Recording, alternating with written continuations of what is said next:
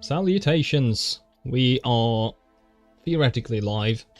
I have once again committed the major sin of not having the thing up on my phone before I started, so we're doing it live. We are doing it live. That's right. Hey, this time it actually shows us live. Oh, pardon. Hope that wasn't audible, but the audio is working, as confirmed by my...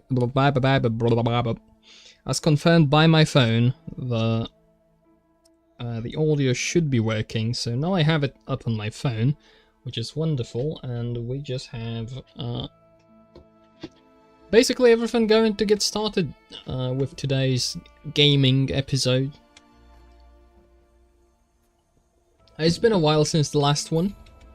I do not remember what I was talking about last time, so it's certainly not going to be a continuation. But not to worry, I'm surely going to ramble about whatever topic comes to mind in a hot second after I get a little warmed up to the game.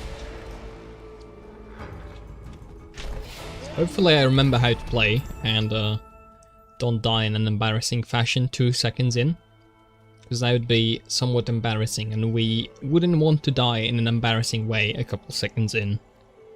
Right? Which button do I press? Mouse 1. Fantastic.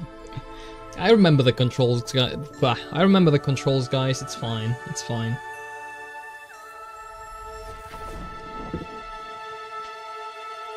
Now, in my infinite wisdom, I've set up the windows on my other monitor in such a way that OBS covers my chat. I will rectify this mistake soon enough. Because I'd like to be able to see the chat on the other monitor, but you know what? I wish I could do it, but like the game pauses when I do it, so okay, but I also would like to have OBS on my screen, because if I have OBS on my screen, then there's a chance I notice the alert, your stream's not actually happening for no reason whatsoever message. And if I notice that, then we are all good. And I can, I don't know, actually, well, it doesn't really give me anything, because when the stream dies like that, I still have to like unplug and replug the connection, I guess. But maybe if I spot it in time, I'm gonna be able to intervene and stop this from having a, you know, 0.5 appended to it. So yeah, back to streaming Ori, because this is just the comfiest game on the planet, and I figured, you know what, if I wanna have a little funk, if I wanna have a little bit of thinking and a little bit of speaking, I should probably not do it while playing something like the Minecraft thing I had. Because the Minecraft requires creative energy. You know, it's a video game in which you build stuff. So it requires thinking about how to build stuff, and because I am tremendously bad at... it's not called cross-platforming. I don't know why that came to mind. Multitasking is the word I was looking for. So because that doesn't require multitasking, no, I am terrible at multitasking, that's the problem. So because Minecraft requires kind of focus and attention in terms of actually thinking, I don't want to do much thinking in Minecraft while playing Minecraft, because I'm not really able to. I'd have to pause the game. But here, you know what, this doesn't occupy too much of the creative brain,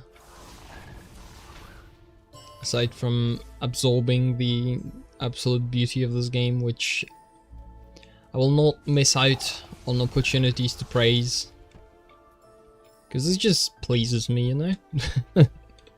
There's a huge amount of pleasure that I derive from interacting with something I can just like tangibly feel and see the effort that went into it, into making it beautiful and whole and polished. And this is like one of the best examples I have of something like that. Where the game's made absolutely beautiful. Like every inch of it is just beautiful to look at. And then on top of that, you stack excellent sound effects. And then on top of that, you stack excellent gameplay as well. Because the game plays really well. And, you know, I highly recommend this game to anybody. If you ever want to see past the first like half an hour, which is the furthest I ever make it on these runs, absolutely do it. Just to, you know, hang out and make your own screenshots, etc, etc. Relax. Take the moment in, drink some hot chalky milk. Which, actually my hot beverage of choice at the moment is hot cocoa, so, you know. I don't think that's quite the same as chalky milk, but I presume it's probably similar. Like, what else could they make chalky milk from, if not cocoa, right? And sugar and presumably milk. Like, there's probably milk in chalky milk. I don't think that's a far-fetched assumption. Correct me if I'm wrong. It could be made from anything if you really think about it. Made from a suspicious non-milk substance. Will not elaborate on this point, actually.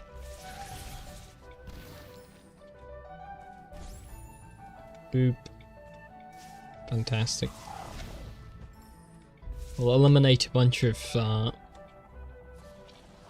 we'll see, but we'll see at the ultimate section to test if I've woken up. And that section is the place where you run from a boulder, and if I haven't woken up, I die to the boulder every time. But that's quite a while, so I have a lot of time to wake up. We can do it. I believe in myself and for this one. We are making it out of whatever place we died in last time. That's a minor speed optimization. I can start damaging these when I go right. Take a... Yeah.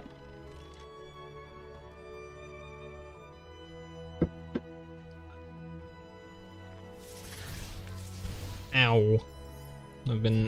I think I like always take damage from this thing. Or if not always, I do it way more frequently than I'd like to. I also like... I'd like to highlight in this particular space, they've cleverly designed it so that you have to get introduced to the map stone, which is this thing, before... because you have to get this key to progress, so they've put that... It's simple, but quite nice to pay attention to. There's like this little detour you can go on. And you can find out that... Oh yeah, hey, there's a map in this game. Who needs a map? Am I right? Nobody. Real men remember everything in the head. It's as simple as that. Let me check one thing. Pardon for that. Alright, anyway. Boom.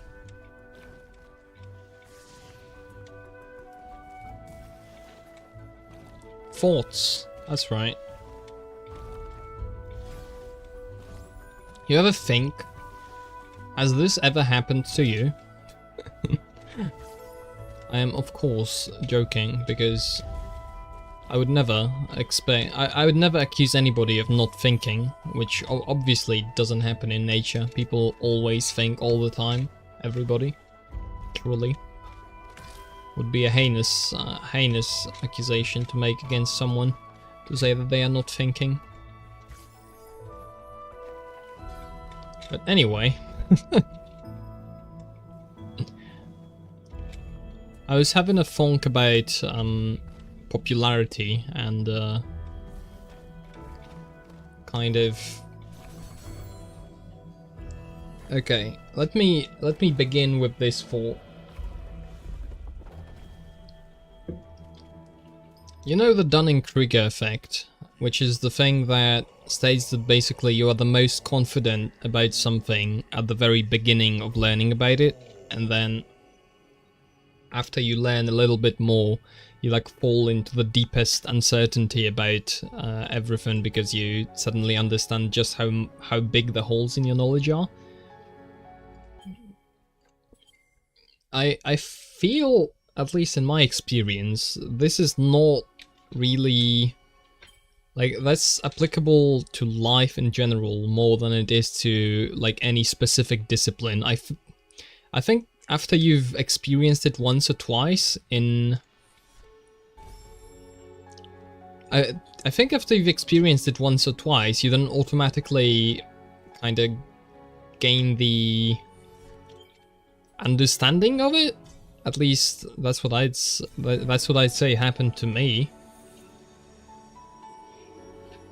It's after experiencing the effect a couple times, you then understand that, okay, so this is a pattern, right? This is not just this one discipline. This is basically anything I do. Anything I do, we're gonna end up with that. And from that comes a general reluctance, I think, to state hard opinions and hard statements, which now I'm certainly prone to avoiding those from just I think a temperament perspective.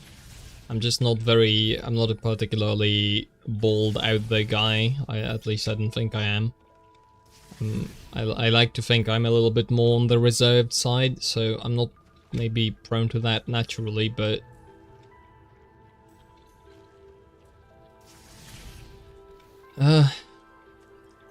yeah, basically understanding just how complicated things are has made me fairly reluctant to make a lot of hard-hitting and definitive statements on various matters. Even matters in which I am fairly experienced on, I'd rather not, you know... I'd rather not weigh in with my hot take. But that has made me think, it's like, hold on, you know, I'm on the internet, I was on the internet before, this has happened. I've seen people spout a lot of opinions around all the time.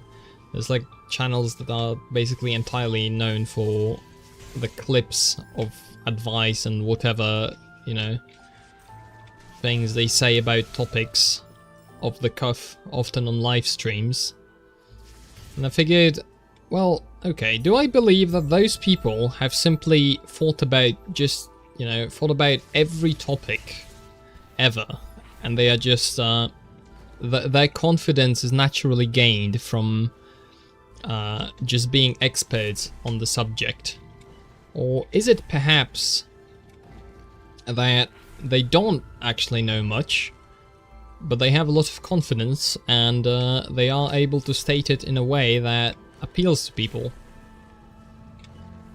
And then the people that agree, kinda from the get-go, that's their audience, and then everybody else is outside of the target audience, and so they can kind of be safely discarded, because it doesn't really matter.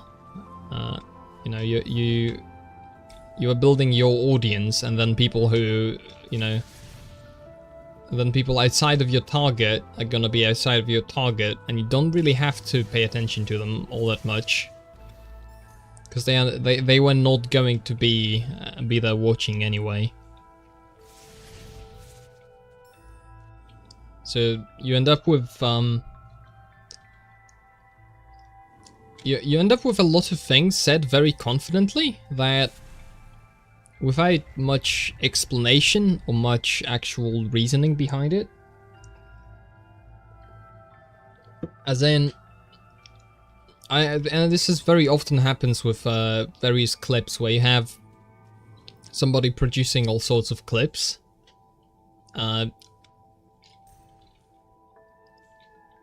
I think one example I can give of this is Jonathan Blow, where a lot of what he says is No, a lot of what he says is obviously like, okay, this is, yeah, I get where he's coming from, and I get that this opinion makes a certain amount of sense, but then in order to agree with the point being made, you maybe have to already share a certain position, and then you hear him articulate that position.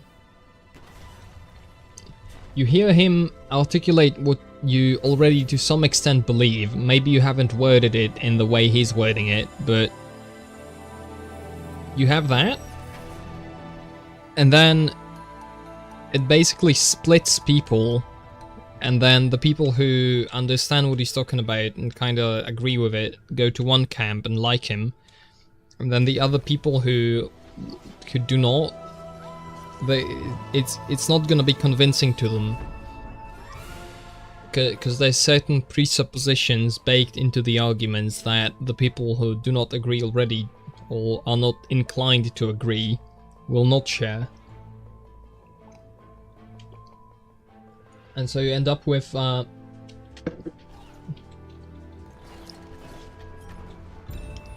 naturally forming niche, I guess. Maybe this is something that's somewhat unavoidable. As in, this is just how, you know, how people function, especially in the age of social media and in the age of groups. Well, in the age of groups.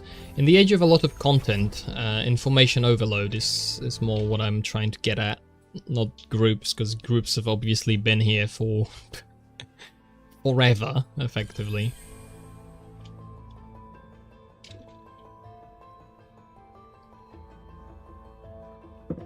So what I'm trying to say is that there's a certain...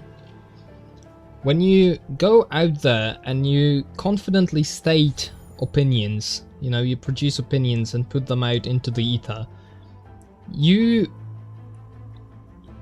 kind of have to choose a certain base level, a base framework that you are going to share with the people who are going to be listening to you.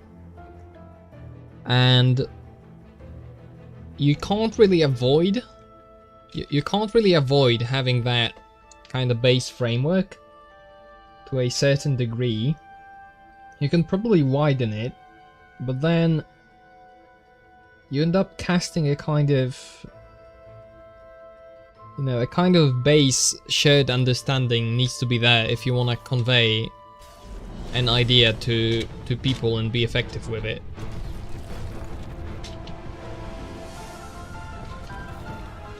There we go. I am officially woken up. We've beaten the segment.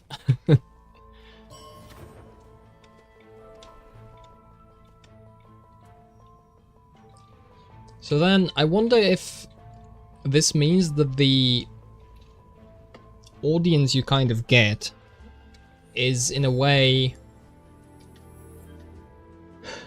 How much of your audience is actually created by you? As in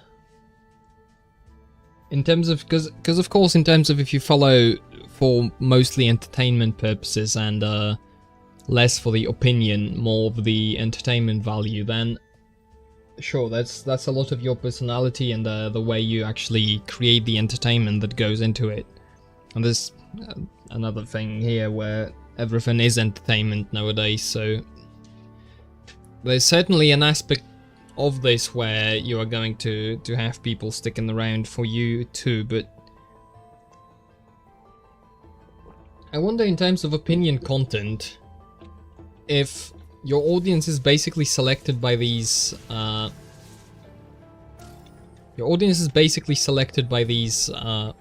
base presuppositions they can agree with you on, and then you also have detractors that are going to disagree with you on, but mostly because they don't agree on the basics, so they can't hear you out. And this is to the point where, like, actually being reliant on the dreaded facts and logic, by which I really mean being reliant on the idea that we should actually use rationality is not actually baked into anything, and the kind of what people actually understand by we should use rationality is also not actually, you know, it's not very one, it doesn't actually have one meaning. There's a layer of interpretation that you have over the top of whether something is rational or not, that ironically creates more conflict, despite, you know, it being a supposedly an objective standard that you can kind of apply, like everyone can apply, and as such we can have something outside of ourselves. Even that, and how you apply the standard and what fits inside of it and what doesn't, is affected by individual perception. If you wanna go to like religious terms with this, you would say that even in faith, and even when you have, you know, the word of God, which is the ultimate truth, at least if you believe in Christianity, that's the Christian belief. Even if you believe the word of God to be ultimate truth, there's a lot of kind of wiggle room in terms of what actually is God's word, and you can't escape some degree of subjectivity, because we are all human, and so we all have different perspectives and different understandings, and there's a certain level of disagreement that's going to be inherent to this, like stemming directly from this fact.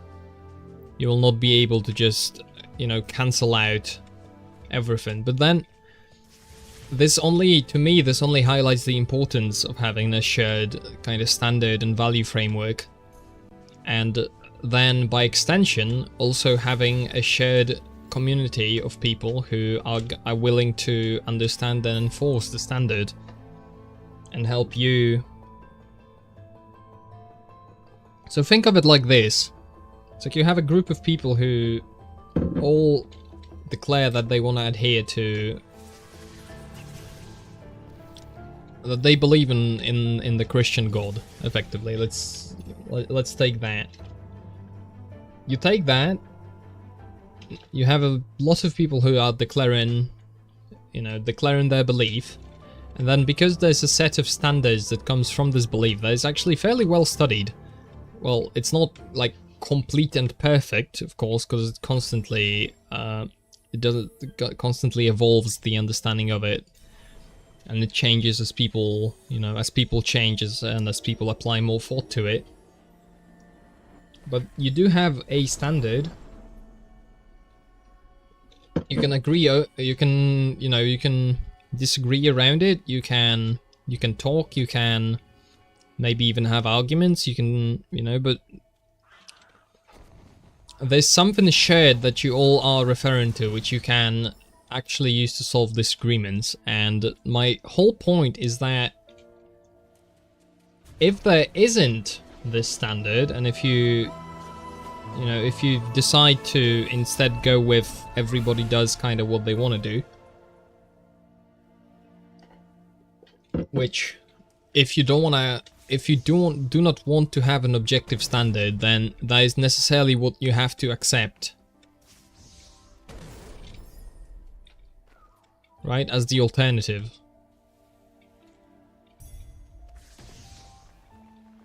Oh, I don't have energy. Whoops. Whoops.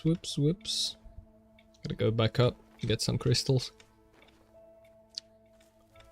So then if you don't have the standard, then how, like, what other alternative, if not one objective standard, then surely the only other thing you can do would be that everybody gets to propose a standard.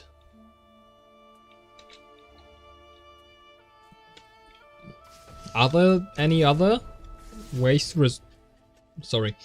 Are there any other ways to resolve this conflict? Where you just... How do you let everybody decide for themselves?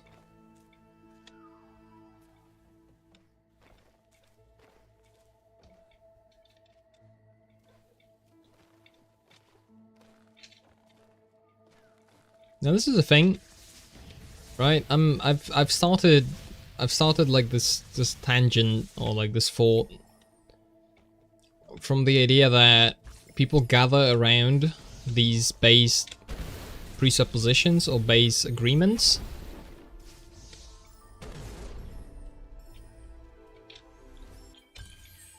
Whoops, I didn't necessarily want to do that, but fine. We can buy that. That's not a bad...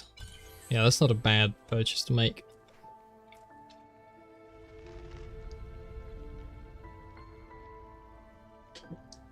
So then...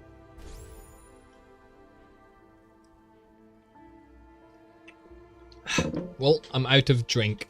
It's over. So then, in an age where information is just absolutely rampant, as in we have probably the most information accessible to any particular person that we've ever had, then in this age it kind of changes how people approach information, because before now the situation was a lot different in that you know, if you could say in any given moment that, you know, I simply do not know and I have no way of knowing. And today, for a lot of things, it seems like maybe this is also still a concern, but it's different, because now you have a lot of ways to actually know. It's not that, you know, certain information is just unavailable to you and you can't get it from anywhere. It's that if you wanna dig into the subject, you are going to have such a wealth of information accessible to you about it that actually filtering through it and passing out the useful information from the useless information becomes almost impossible. And so a thought I've recently had about this is that I wonder if the reason we are seeing such a big turn to kinda emotion, and because this is something that's been told to me multiple times, is the approach of no, you are thinking about it too much. You should probably, you know, you should go more based on your gut feeling or something to that extent, where you should kind of rely on intuition and not over, you know, do not overthink it, whatever that means.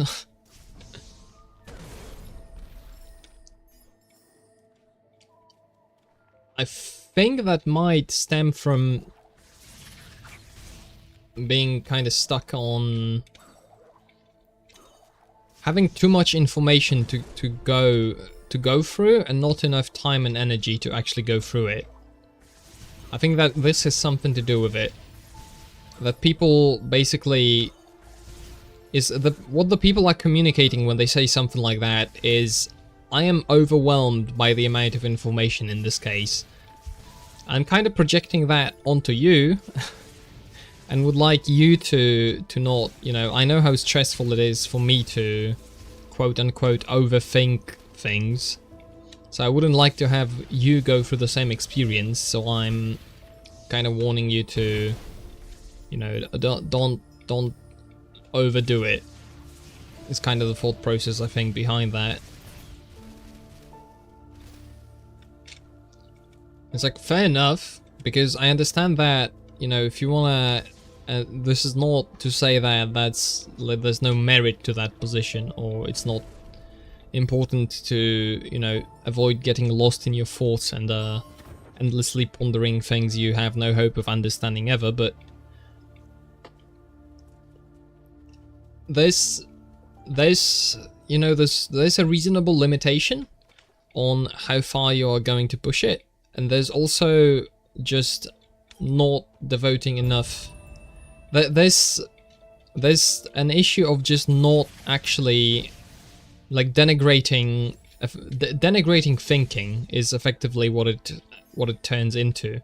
Is that instead of actually saying the idea that, hey,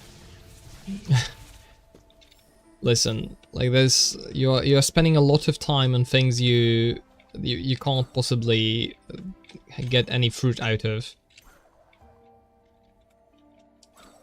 There's a lot of that, and you know, and instead of saying that you should probably take a pause. Maybe think about this, you know, maybe don't think about this, or maybe take a break because you're running in circles, whatever. The thought becomes, it's like, no bro, it's too much to think about, so you shouldn't think about it. Which I do not think is a particularly great idea.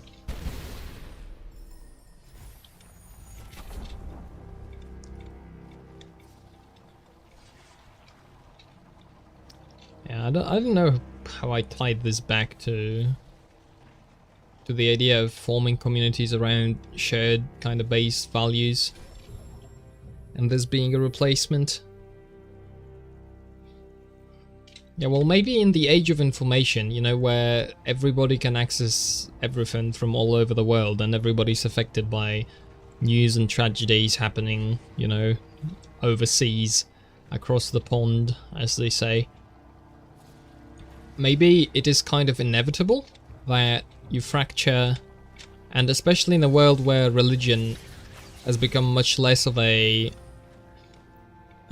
you could say that religion has become a lot less oppressive, in that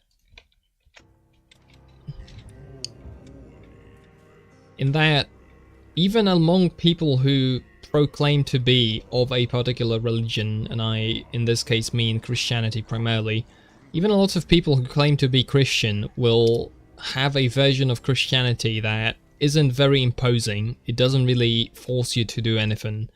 It's just, you know, just chill and be a decent, okay person, kinda. Be a good person, blah blah blah. You don't, you know. But I respect your belief, though, right? There's always that kind of element to it, which you would think if you truly believed that, you know, Jesus is truth, then it would follow that everything else is not. So you surely wouldn't respect. Maybe this is maybe being too anal about it, but the point is that, you know, religion doesn't really have a claim. At least Christianity in the West certainly doesn't really claim the same level of influence over how people think and what they value. So then I think in the absence of that kind of base framework, base shared understanding of the world that religion, like Christianity, well, I should be saying Christianity, that Christianity used to provide for the West, in the absence of that, you get alternatives. And the alternative isn't one big alternative. It's rather, it's fractured into... Oh, I forgot I have the dash ability. It's fractured into several different groups, and it's basically fractured into any group that can kind of... Okay, how would I say this? It's fractured into a bunch of groups, and everybody basically picks their own group, but because the groups are not really defined in any solid way, because the groups are kind of ad hoc in the way people associate with them, and they center around maybe particular people, and their philosophies, and kind of how these groups kind of, you know, become sort of welded together and joined together. You then end up with a lot of different forms of infighting, and it's not like, you know, religion is free from this and Christianity is free from this, because, well, Protestantism, if you take a look at that, and that whole fiasco, you know, there's certainly a lot of disagreement, so this is certainly a human thing, but it seems like in terms of the actual how often this fractures and how fragile it is far more susceptible to bad actors and to basically drama between particular people than causing a split in terms of like the base framework or base values. But then you'd have to stack on top of that the idea that a lot of people don't actually think through all that deeply. So the idea that there's a Satan, so this whole thing that, you know, there's a framework or like something at the base that people agree on, I don't think that's that's most likely not conscious. As in, it's not like somebody's, you know, taking a look at a particular, I don't know, YouTube channel and saying, oh yeah, this guy, you know, this guy fits with my pre-established framework and that's why I like him. You know, I can articulate reason A, B, C, and D why how this guy perceives the world is just a perfect match for me, and that's why I'm choosing him. It's way more, I think, feeling based and kind of vibe, and a lot of it is kind of unspoken, where, you know, sometimes the guy says something you just really dislike, and maybe that gets you out of there, or maybe there's something that influences how people generally behave and conduct themselves that kind of automatically makes people filter them out. I'm not sure. I'm talking out of my ass here, I'll be honest. I'm spinning like a wild theory that I'm not even sure if it has much of a bearing on reality at all. But it's interesting to think about, and it's come to me as a topic to think about. It's come to me because of thinking of kind of what changes happened to... Well, the topic was Zoomers, effectively. The Zoomer generation. And the changes that have come about during the Zoomer generation. And if and how the world is different for the Zoomers than it was for anybody else in particular.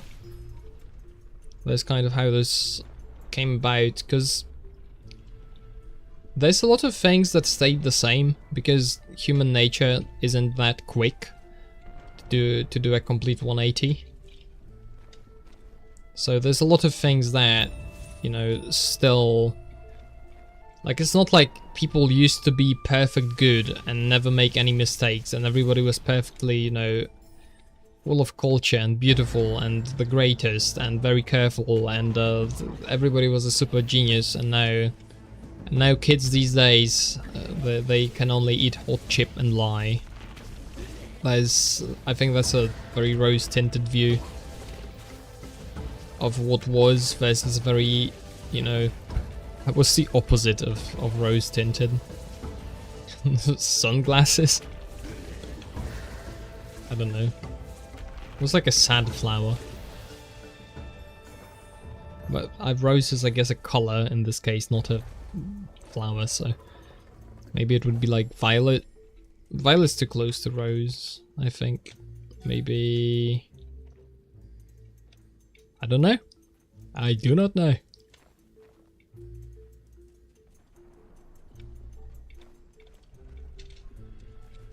Oh, this was almost a mistake. Anyway, too pessimistic. Oh, that's a good word. Too pessimistic of a view.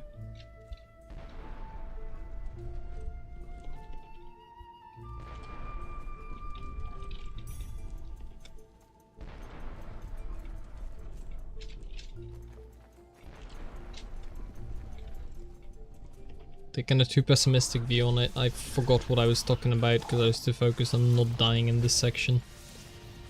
Pardon. We'll figure it out, maybe. Maybe not. Maybe this was the last time you've ever heard me think.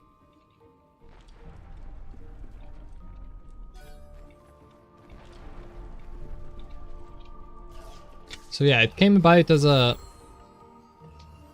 The whole topic came from thinking about how different the world actually is in a current year. And how much of it is just, you know, how much of it is just because there's always a change of language and a change of circumstance between generations and between generations. It's, I don't even know how actually sensible the notion of generations as they are talked about online is, but between the parents and their children there's always a certain disconnect, and this... What is happening? Hello? Thank you. There's always a disconnect, right? There's always a disconnect between parents and their children, grandparents and their children. There's always a different context in the world. Always, I don't know. It's like, grandpa, you just don't understand how different the world is now that we have the steam engine. You just can't possibly understand. It's just too different, you know, from what you are used to, and the future is now old man. I only say that half jokingly because surely that was a certain paradigm shift and a certain question of, oh, you know, you now have to live with the...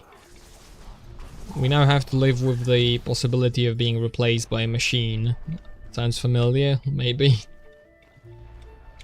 And so you probably are not the only generation that had to cope with something like that, but because there's not really... Because the language changes and the circumstances change and, you know, whatever, and because people just simply people change between being adults and being children, there's a whole lot of difference, a hell of a lot of difference between how adults and how children think, and how young people think and old people think. So there's always disconnect there, but at risk of sounding like every young person to ever speak about anything, I do think there's a little bit of special... The current times, and especially the advent of the internet, and especially the smartphone. Well, that's BS. That was going up, I'm fairly certain. Alright. Unlucky. Due to the advent of especially the smartphone and the internet, that feels like something... That seems like something that is... It does change a lot. I think this... Like, it doesn't change human nature, sure. It doesn't change human nature, but it does change a lot of the way that people communicate and the way people form ideas, and how they form what is important to them and what they pay attention to and who they value. I think there's a shift you get in that when you suddenly have communication, instant communication with anyone, anywhere, and you are able to talk about any topic and find people who are also interested in that topic. It's like a whole be pasta about that, but it does change how the world, how you communicate, how you perceive the world, and what, you know, what you perceive as normal. I think there's a gap there that is more meaningful than just the kind of standard difference between different generations and parents and their children not sharing a language, or like sharing an understanding.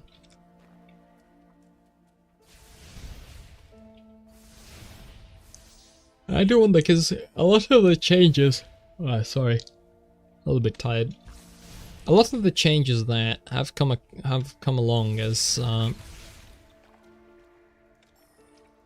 lot of the changes that have come along as and often are blamed on the internet. I think they are misattributed to the internet, with a lot of the social changes and maybe in attitudes and etc. being happening way before the internet, but then maybe being amplified by it. Wait, forgot. Not sure about that.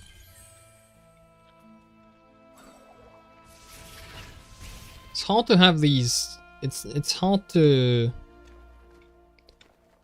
talk about these topics because it seems like way too much of these are mired in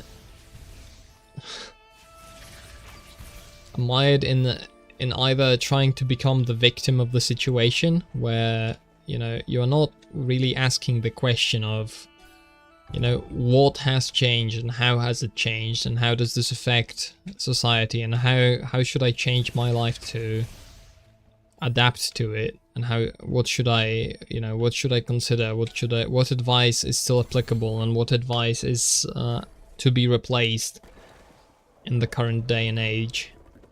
But instead of all of this useful communication, a lot of what you are going to hear instead is oh, my generation is the most victim out of every generation ever because we had it so bad and nobody had it this bad before. Which in turn leads the other side to steer the conversation towards, okay, but you probably shouldn't be doing that, you should be taking steps to improve your life. Which I agree with, but I think there's a place for talking about these issues. For kind of, getting into what actually has changed. And I think if nothing else, it's important tactically, because you don't wanna be using the same tactics you were using for, a world where information was scarce, and to even have something, to even deliver information, you had to spend a lot of time to get people in one place so you could actually speak to them.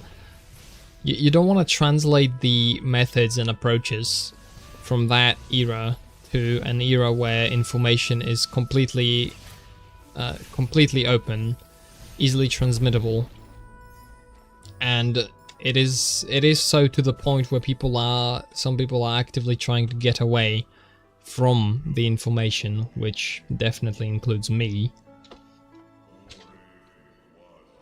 Then you surely don't want to be you don't want to be making your posters in just black and white and scribbling with I don't know, a pencil. Right? Because if you actually want to attract people and get them to look at your stuff, you probably want to you are competing with a lot more. So then, okay, this has always worked, but the context has changed, so does it still work? Or maybe it would work if we made this little adjustment, or maybe 2 adjustments, or maybe this actually will not work anymore because the changes were just too big. And it's not possible to use this advice anymore.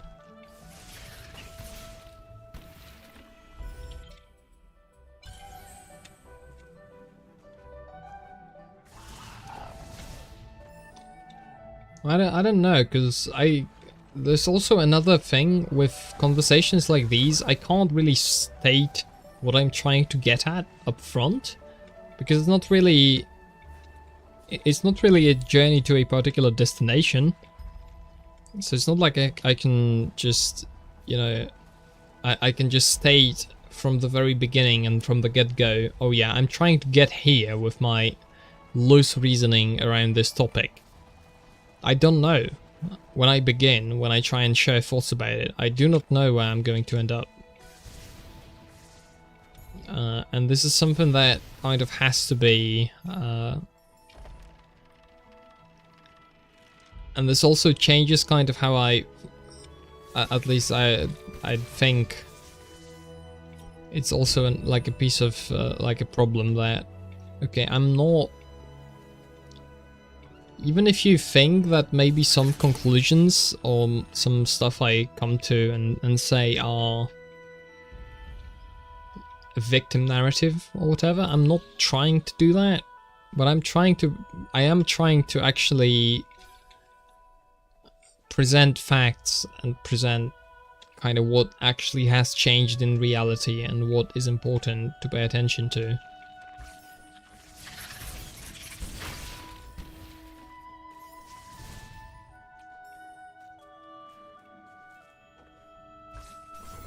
I don't know, man. At the end of the day,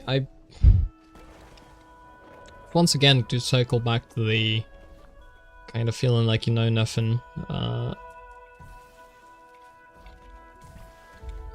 portion of the conversation, is I truly do a lot of the time feel like I know nothing, because I do not even know if any of the thoughts I'm having about this topic or similar topics are actually of any value or of any interest. I do not know. I don't really have a good way of knowing, especially since I don't really know what to, you know, what the conversation or what the thought is going to end up being at the end of it when I started.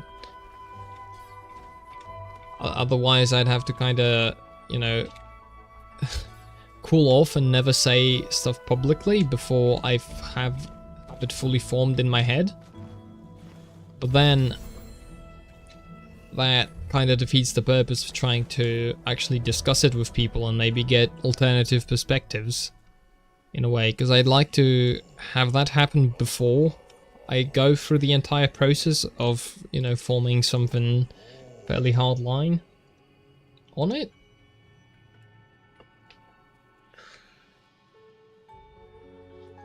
I don't know, I think the point is I'm tremendously autistic and struggling.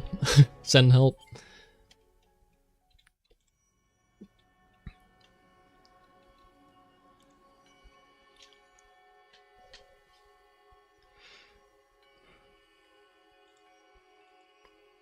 Don't know, man.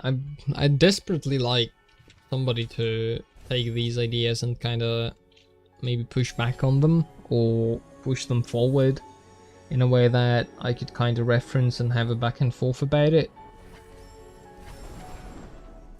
Because otherwise it's kind of up to me to have a back and forth on the topic, which I'm trying my best to do in terms of, you know, making sure I consider any opposing positions to what I already think and have said. But there's only so much I can, there's only so far I can wander outside of my own box while also trying to push these ideas forward and kind of formulate them into something that could maybe be conveyed to other people. It would really help to have a sort of co-pilot, you know, or somebody to bounce these ideas off of, but alas, I don't think it's very easy to find another me to to have this conversation with. Whoops, wrong direction. Oh my word, I'm going to die. Give me health. Thank you. I don't know. If you are also extremely autistic about these kinds of topics and would like somebody to talk to, hit me up. There's an email somewhere, I think. Like, I don't know. I have a Discord account. And hit me up on that. Just type in the comment section. I'll hook you up with my thought dealer. Low prices, etc, etc.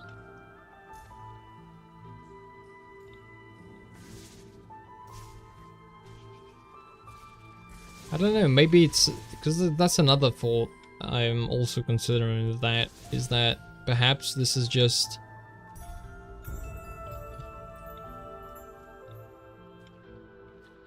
Perhaps these are just, you know,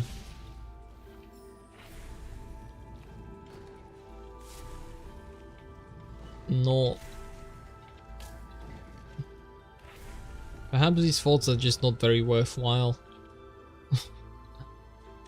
Maybe everybody else has already gone through this and kind of figured it out, or maybe, you know, the way I think isn't very interesting to people, or maybe I am overthinking things, you know. Whatever it may be,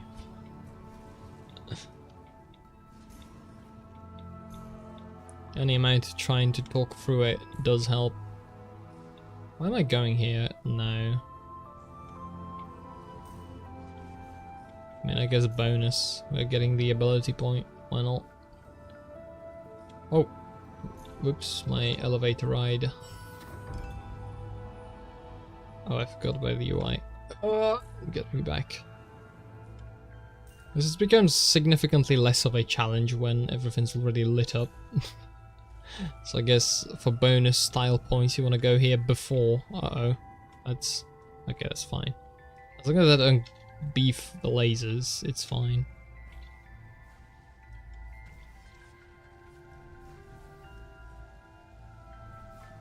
I don't know, I do wonder how incoherent and schizophrenic the past hour of rambling was. I might listen back to it to try and gleam what the hell I was talking about, and if it makes any sense to actually engage with.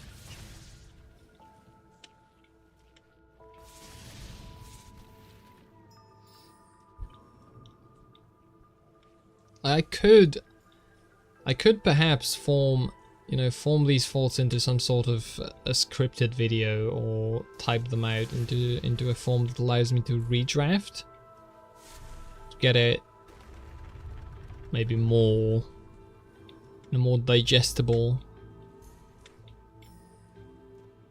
Get them in a more digestible format so that people can engage with them more easily, but every time I try and do that, I end up with something that is deeply unsatisfying to me. So I feel like there's a lot more thought to be had, and there's a lot more, like, basically any kind of thought like that I'm trying to put down is in a way, it's not in, oh, not great.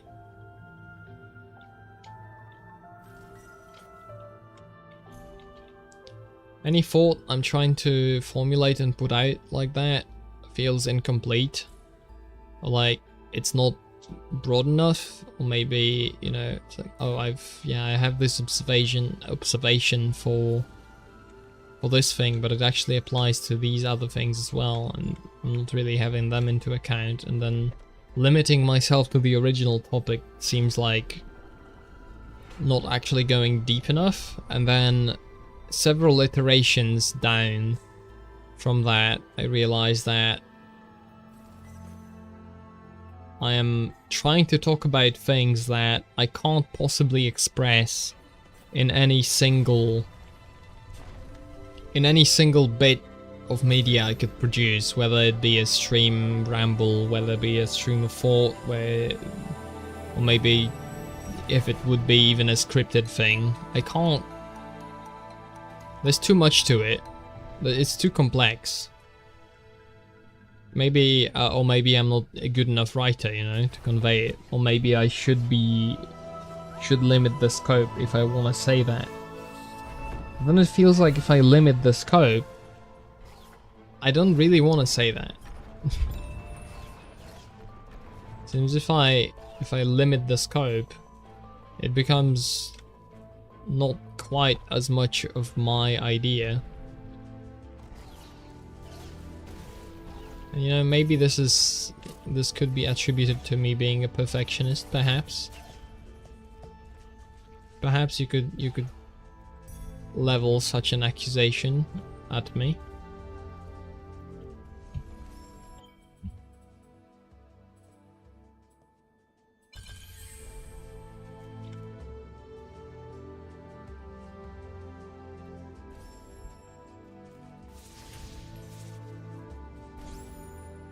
Yeah, let's beat this section again.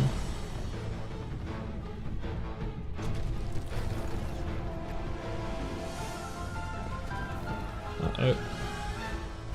Okay. 2 for 2. That's pretty good. All things considered, that's pretty good. Considering this rock is like my nemesis. Alright. Yeah, we get it. So I don't know. It's not very satisfying when almost any kind of thought escapade like this, I kind of have to end with I just do not know. Oh, I don't have this ability yet. But in order to stay intellectually honest, in order to stay honest and accurate, I cannot brazenly claim that I am sure, and I do know. And yeah, it's actually kind of obvious, guys. Don't you see it? Because it isn't. None of this is simple. And I feel like the more you actually think about things, the less simple everything becomes. And maybe this is a matter of... I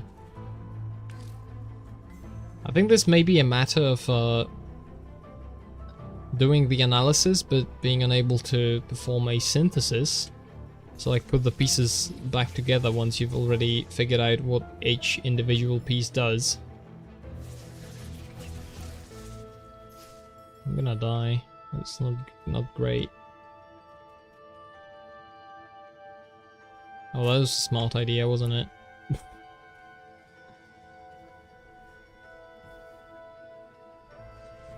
Can we clutch up? Oh. Not like that. I'm dead. Whoops. Alright. Yeah, probably gonna be hopping off here. That's long enough. I'm tired. I need to go to bed. I don't know. There's some ideas flying around in the head of mine, and oh yeah, analysis without synthesis. It's a bit hard to put these things back into a functional whole. Once you can like it's not that hard to take pieces out of any particular system or any any segment of reality. You can probably split into pieces and pull them out and think about them, but when you kind of rotate back around trying to integrate that into a more coherent theory or set of actions for the future or whatever, something like that, then it becomes a lot harder. So in other words, it's easy to talk about problems, but it's a lot harder to actually talk about solutions. And perhaps that is why, it becomes a little unsatisfying to mention topics like this, because problems, sure, we can talk about problems. Everybody can talk about problems, and then everybody's probably heard about all the problems a million times by now. And then it's like, well, do you have any new solutions? And then I have to say that, well, not really. I've not figured this out yet. So I'm kind of spinning my tongue for no reason, I guess. It's not for no reason, but it's a certain misunderstanding, I think. It's that, okay, I know that we are kind of retreating the obvious, and I know that, it might sound like trying to become a victim, but I'm really trying to figure something out here, and it's too complex. I don't even know what it is exactly I'm trying to figure out, because actually knowing it would be half the battle. I don't know. I'll take a look at it later, figure it out, maybe not. I've got until I die to figure these things out, so plenty of time, hopefully, if if the Lord is so kind to allow me. We'll chip at them bit by bit, because there's not really any other way. So, alright, thanks for showing up. Thank you for watching. Have a good one. Have a good night. Have a good day. Have a good evening. Have a good morning. Have a good whatever time it is right now, and whatever time